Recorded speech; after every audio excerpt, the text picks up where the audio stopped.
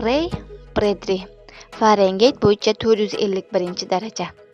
Hayot tezlashgan, bir xillik tenglik tusini olgan. Odamlar bir-birini eshitmaydi, fikrlashdan to'xtagan. Hurlik mahv etilgan. Bu jamiyatda kitoblarga aql kushandasi deb qaraladi. Taqiqlar tufayli odamlar esa asta-sekin ulardan voz kechgan, adabiyotdan qo'rqadi.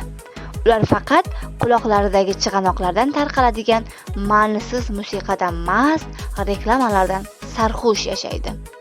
Kitoblar taqiqlangani yaqin kelajakdagi xayoliy Amerika jamiyati haqida hikoya qiluvchi ushbu asar bosh qahramoni Gaymontek o't o'chiruvchi, nomi o't o'chiruvchi.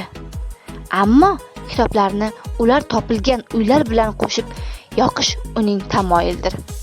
Ammo kun kelib u o'z kasbini to'g'rilashiga shubhalanib qoldi va asta-sekin fikrlashni istayotganini sezdi.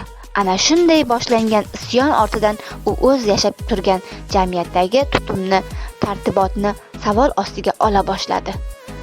Alloqibat u o'zi kabi insonlardan iborat yashirin guruhga qo'shildi.